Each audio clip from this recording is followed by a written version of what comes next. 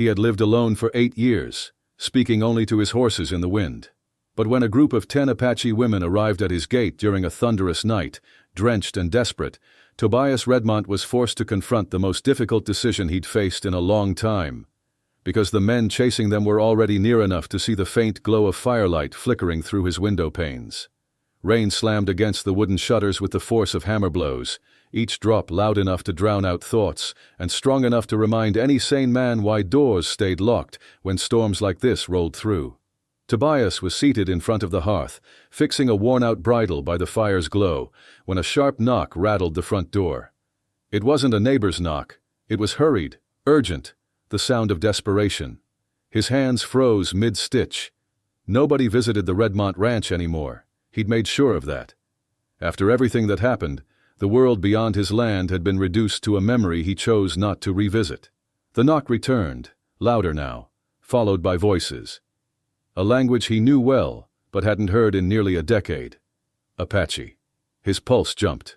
The last time he'd heard that language, his wife and little girl were still alive. The last time someone knocked at night, he'd been forced to bury his family before dawn. His gaze drifted to the rifle above the mantel, muscle memory telling him to reach for it. But then, something about those voices stopped him cold. They weren't battle cries, nor demands. They sounded like pleas. He listened more closely. The wind carried fragments of their words, clipped and strained.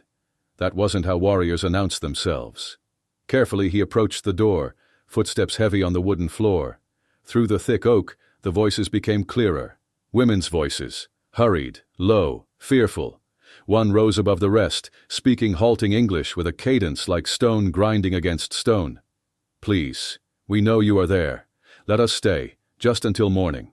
Tobias placed his hand flat against the door, feeling the tremble of their voices through the wood.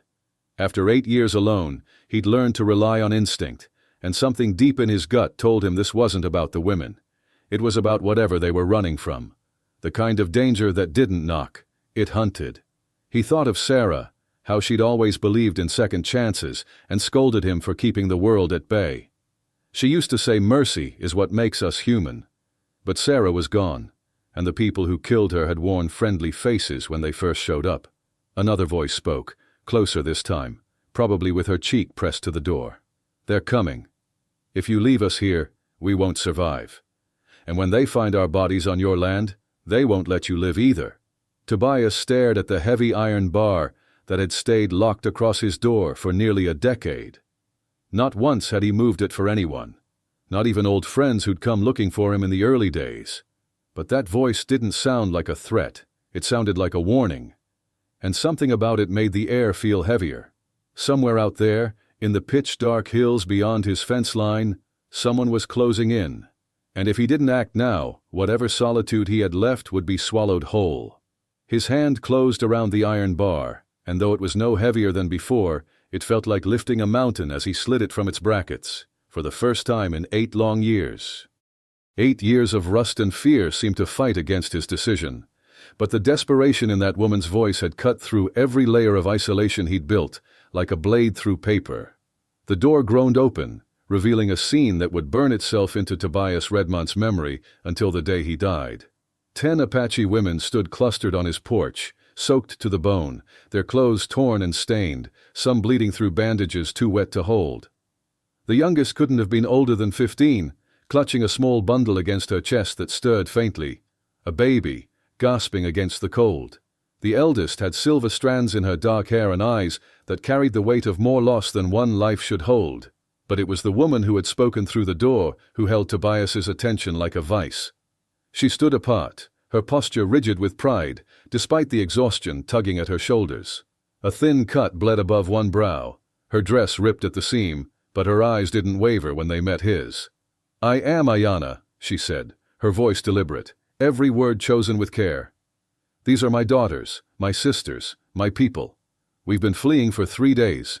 Tobias tried to respond, but the words got caught somewhere between instinct and disbelief. He wanted to ask where they'd come from, why they were alone, and what devils were chasing them, but the pale lips of the child in the girl's arms silenced everything. Some truths didn't need to be spoken. "Come in," he heard himself say, stepping aside. One by one they moved past him like ghosts, trailing dampness and silence into the small, firelit room that had been his haven from the outside world. The house felt suddenly smaller, filled not just with people, but with the scent of rain, blood, and a kind of fear that spoke of men not far behind. Ayanna was the last to step in, and as she passed, she leaned close enough for her breath to reach his skin. "The ones chasing us.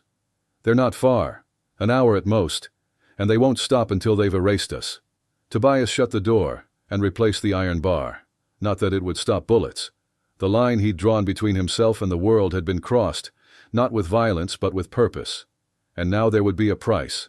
There always was. "Why?" he asked, turning to her. "Why are they after you?" Her stare didn't falter, but something behind it flickered. Maybe, or memory. "Because we didn't lie down and die when they burned our homes. Because we ran when they expected us to kneel. Because one of their officers did things to my youngest sister that no one would believe if we survived to tell it." Tobias felt his gut twist.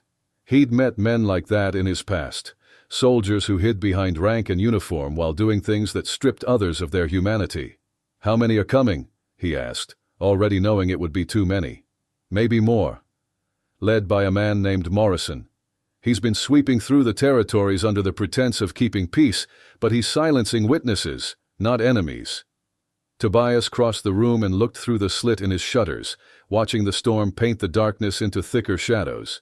He saw nothing, but that didn't ease the pressure building in his chest. Men like Morrison didn't leave tracks. They didn't need to. Their bullets did the talking. Behind him, the women huddled near the fire, tending to wounds, whispering reassurances to the youngest among them. They didn't look like warriors, but survival had a way of forging something stronger than armor. Tobias turned to Ayanna and said, "There's a cellar beneath the kitchen, stone foundation. Entrance is hidden. It might hold all of you, but it'll be cramped." She gave a slow shake of her head. "If they search and we're discovered, you'll die with us. If they see an empty house, maybe they'll believe you had nothing to do with us. We won't drag you into war with the U.S. Army." Tobias almost smirked at the irony. "That conversation's about 8 years too late, ma'am. I became their enemy the day I walked away from what they did to my wife and daughter. The only thing I'm figuring now is whether we run or make them pay for showing up here." There was a shift in Ayanna's expression. A flicker, part surprise, part recognition, and maybe even something that looked like faith.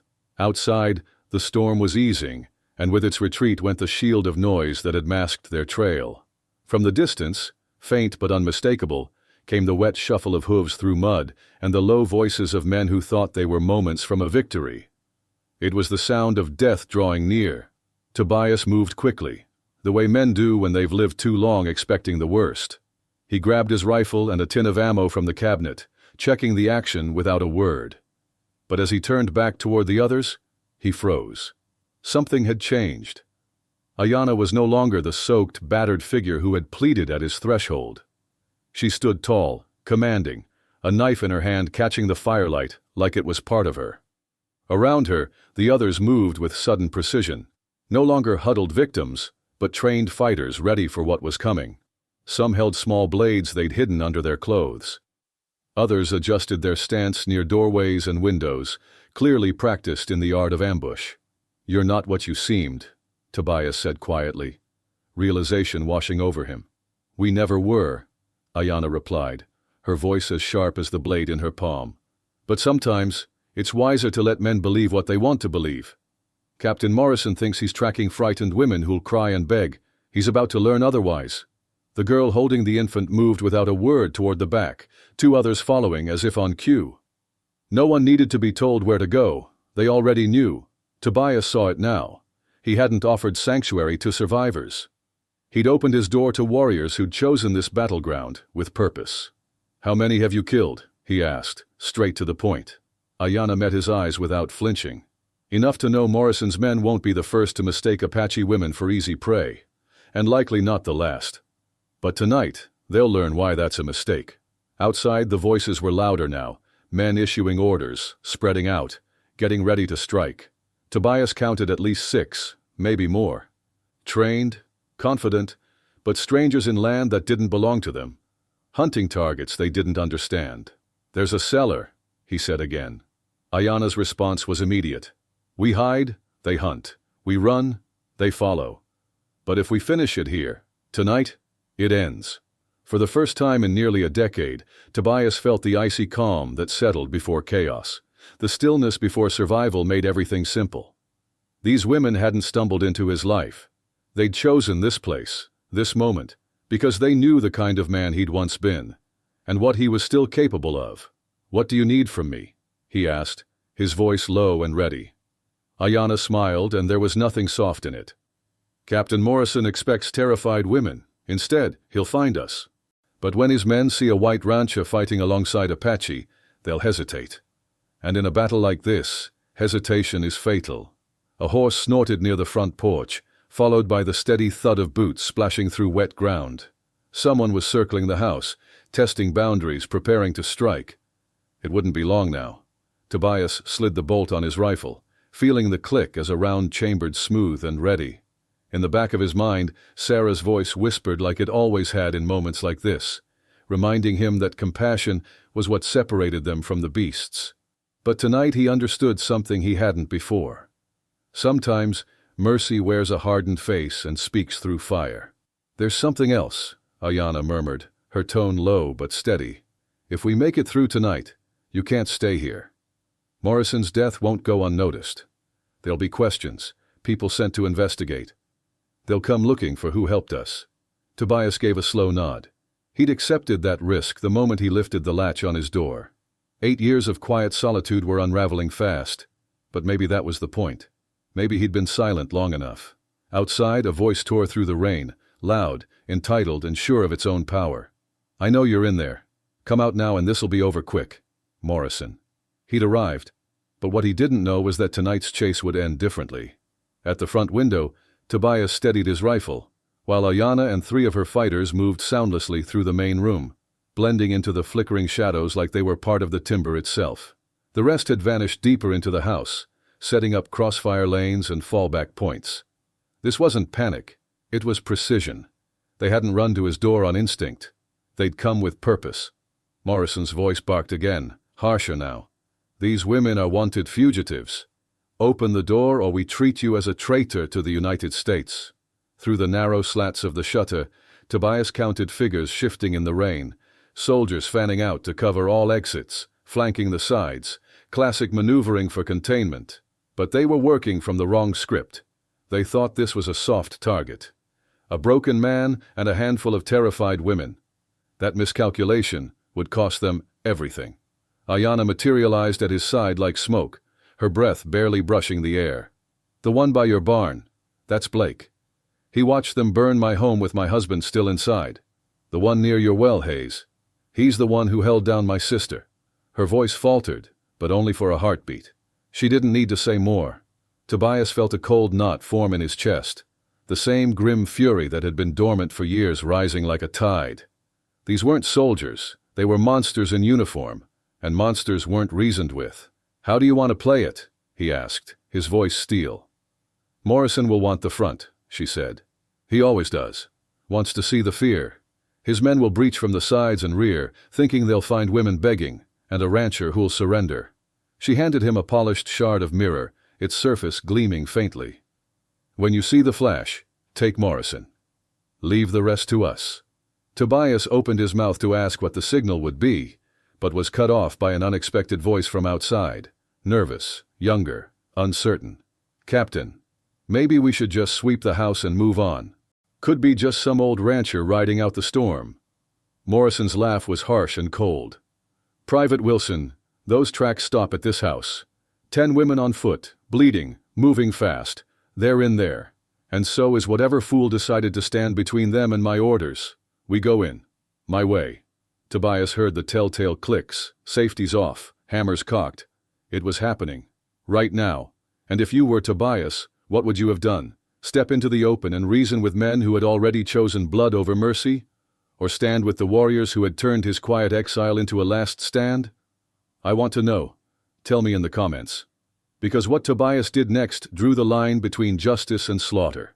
The front door exploded open with a brutal crack as Morrison kicked it in, rifle up, eyes scanning for weakness. What he found instead was a Winchester locked onto his chest, held by a rancher who hadn't trembled in 8 years. For a fraction of a second, confusion crossed Morrison's face. This wasn't the scene he'd imagined. That hesitation was all it took.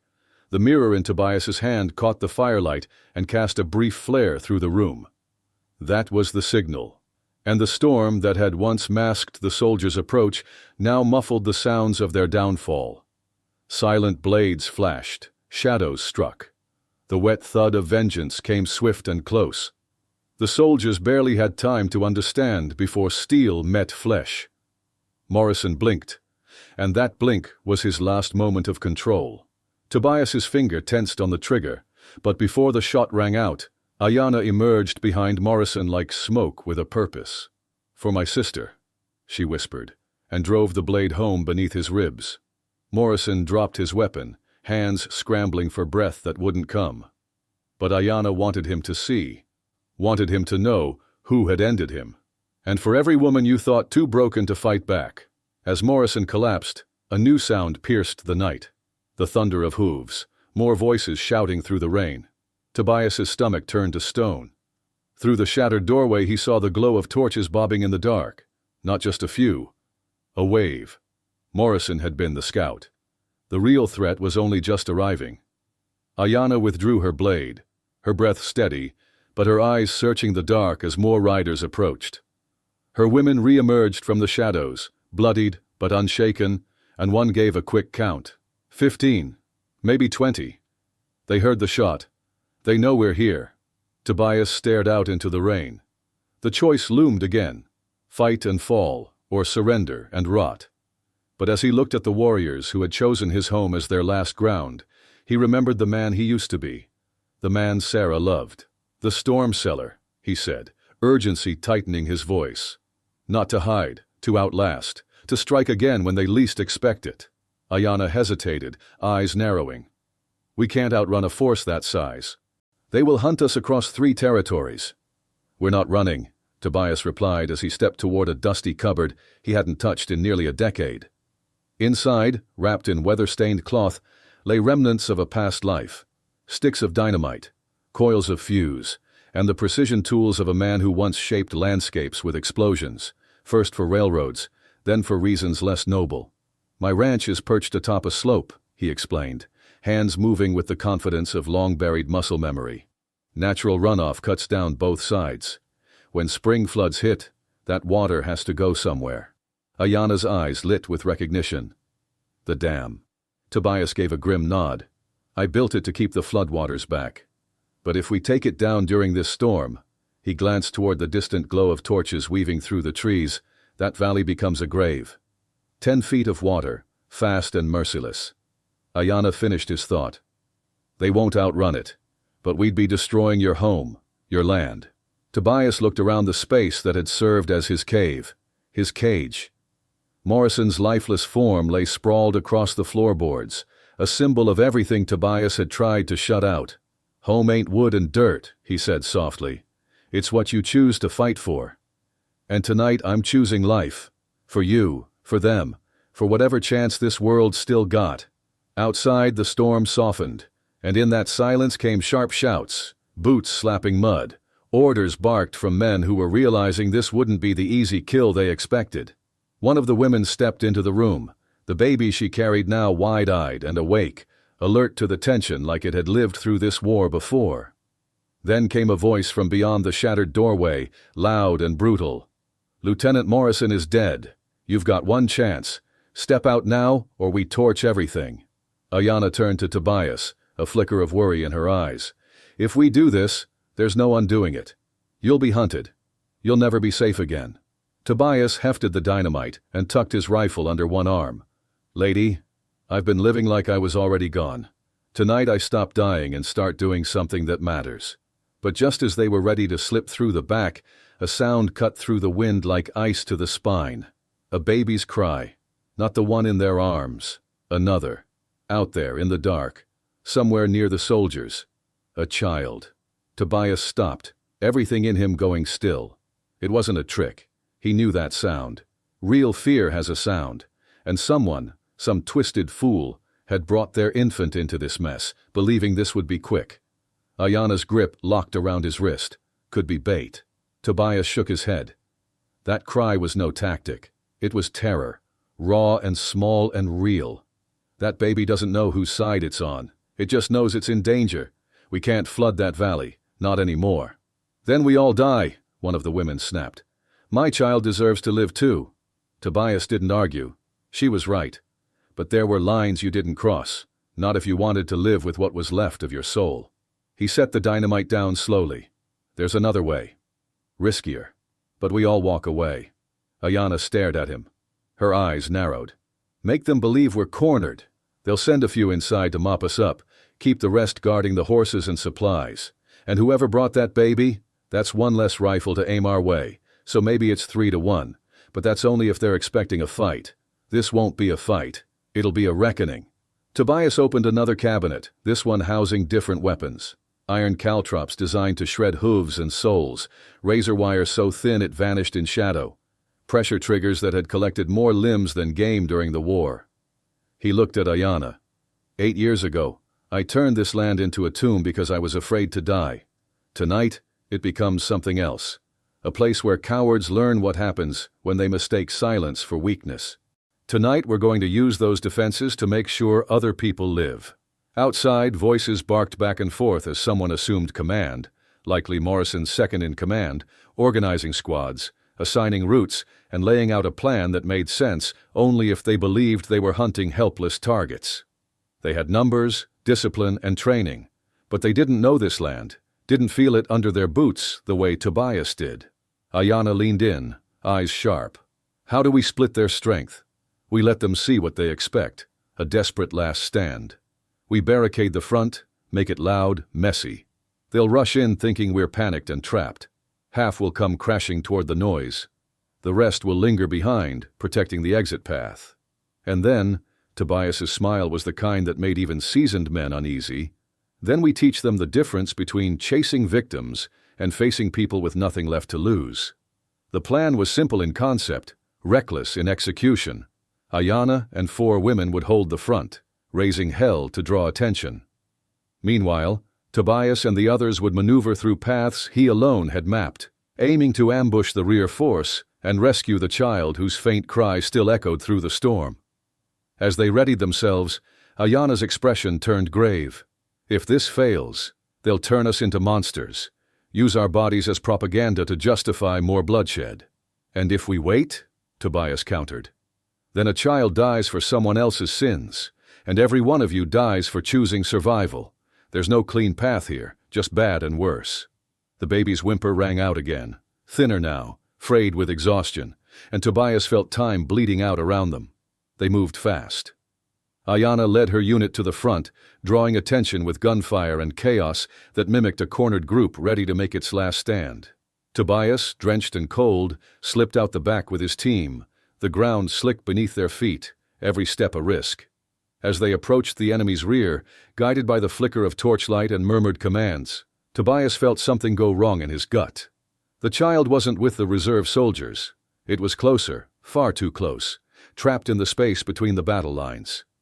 He adjusted course, the danger now far greater than expected. The wagon was parked in no man's land, a supply cart partially hidden by shadow. Next to it knelt a woman, not a soldier, dressed in patched clothes soaked through, whispering frantically to the baby in her arms. She wasn't part of the fight, just another soul caught in the wrong place. Tobias motioned for the women behind him to stop and wait. Slipping forward through the rain, he heard her voice, calm, trying to quiet the child while knowing she had nowhere to run. From the house came the sounds of the ruse, shouts, splintering wood, windows breaking. It was working. Soldiers surged toward the front, leaving the wagon exposed. But exposed still meant guarded. 3 armed men hovered nearby, rifles slung, unaware that the real fight was about to erupt from the shadows. He made his decision. Rising from behind cover, Tobias strode toward the wagon with deliberate calm, his rifle held at a neutral angle but ready to fire. One of the nearby guards spotted him instantly and lifted his weapon. But Tobias spoke first, his voice steady and authoritative. Lieutenant Morrison sent me to check on the civilians. he said smoothly. The fabricated order bought him just enough time to close the distance. Cloaked in shadows and dressed in his dark coat, Tobias could easily be mistaken for one of their own in the low light. By the time doubt crept into the guard's expression, it was too late. Tobias swung his rifle in a tight arc and knocked the man unconscious, letting his body slump into the mud. The young woman cradling the baby flinched as he approached, fear written in every line of her face. She couldn't have been older than 19, her eyes sunken with exhaustion, skin blotched with cold and stress. "Please," she whispered, shielding the child with her body. "Don't hurt her. She's innocent." "So are you," Tobias said gently. "What's your name?" "Mary. Mary Hendricks. I cook for them, wash their clothes. The captain said we were just arresting some thieves, said there wouldn't be trouble." Tobias's jaw tightened. Morrison had lied to everyone, even his own. "Mary, listen to me. I can get you and your child out of this, but you need to trust me. Run toward those trees when you hear gunfire. Stay low and follow the creek. It leads to a trading post 5 miles south. Tell them Tobias Redmont sent you." Her eyes searched his face for a moment, then she nodded, holding her baby tighter. "And you?" she asked. But Tobias didn't answer, because danger had just returned. One of the remaining guards noticed the downed man and shouted, lifting his rifle. But from the dark, Tobias's allies moved like ghosts, Apache warriors with vengeance in their bones. The fight was swift and silent. These men weren't facing frightened villagers. They were up against survivors who had prepared for this moment with absolute precision. In seconds, the skirmish was over, and Mary disappeared into the storm, clutching her baby as she vanished toward hope. Their brief triumph, however, was shattered by a new sound, worse than gunfire. Silence. The kind of silence that carries dread. And then a voice boomed out of the darkness, low and commanding. "This is Colonel Bradley, of the United States Army. You are completely surrounded.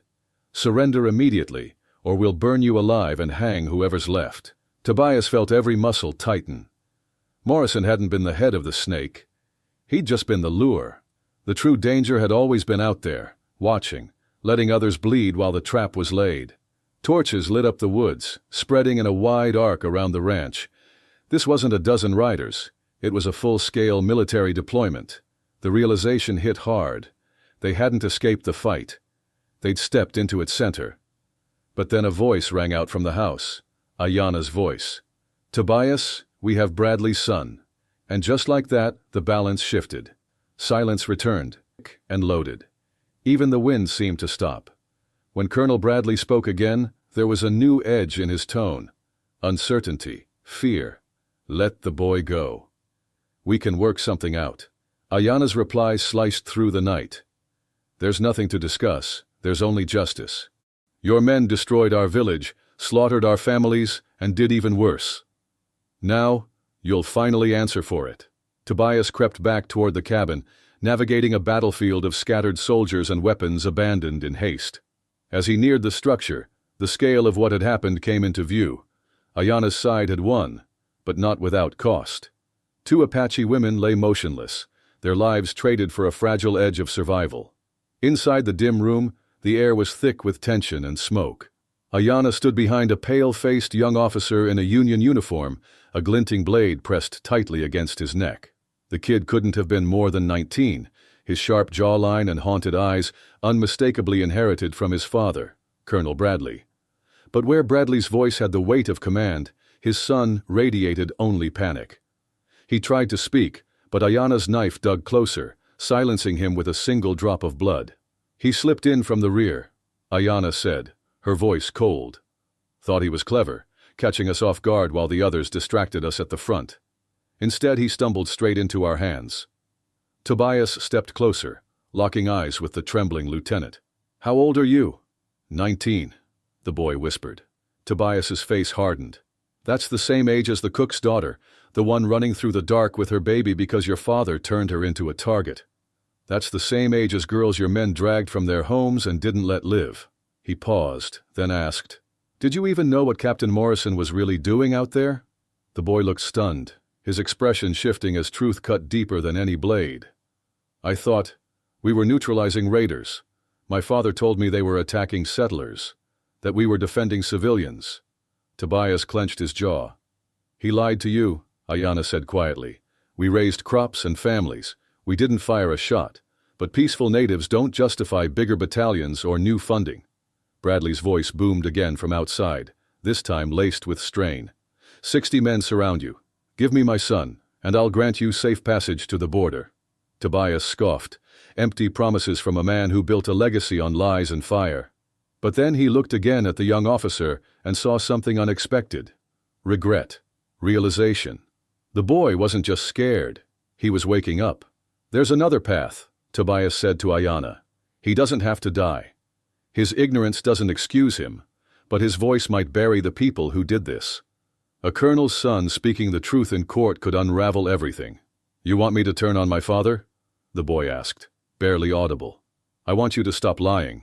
To everyone, including yourself, Tobias replied. Are you brave enough for that? Before the boy could answer, the sound of hooves thundered closer. Orders barked, torches flared. But these were not Bradley's men.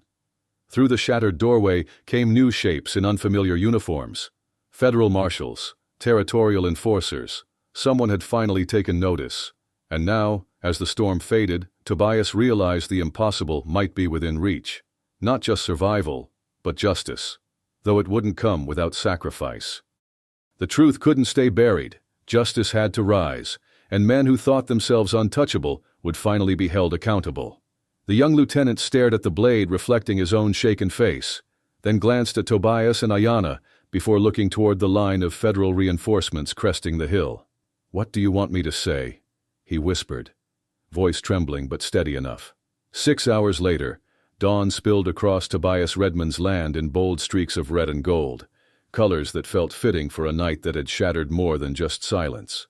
Investigators listened to the lieutenant's statement with grim faces, writing down testimony that reached far beyond Morrison's brutality and exposed a web of corruption that climbed all the way to government offices in the territorial capital.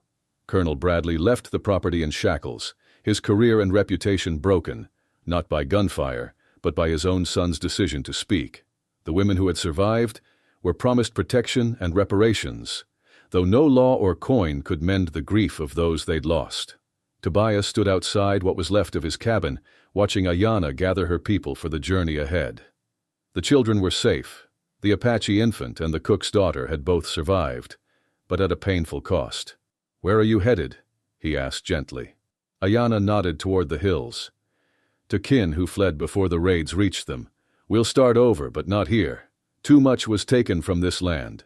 Her eyes studied him quietly. And you? Your past is gone. What comes next? Tobias looked toward the western horizon. The man I was, he stayed hidden for 8 years, but he died last night. I think it's time I find someplace that needs hands that can build, and a heart that still knows how to protect. Ayanna gave a rare, soft smile. That woman, Mary Hendricks, she and her child will need someone to watch over them on the road to Denver. Not a safe path alone. Tobias nodded. His first steps as a man reborn wouldn't be toward a new home, but toward ensuring others reached theirs. As Ayanna led her people north in search of healing, and Tobias turned west in search of meaning, the sun lifted higher over blood-soaked earth that had seen horror and a measure of justice. What ended that night wasn't just a battle, it was a chapter, and what began was something harder to name. Redemption. In time, rumors would spread. Of 10 Apache women and a forgotten rancher who defied an army and didn't flinch. But those who lived it knew the story wasn't about heroes or glory. It was about the moment when a man must choose between silence and standing up. And when that moment comes, the only thing that matters is choosing to be human. Now tap the video on your screen to hear another story even more gripping than this one with a twist you'll never see coming. Go on, hit play now.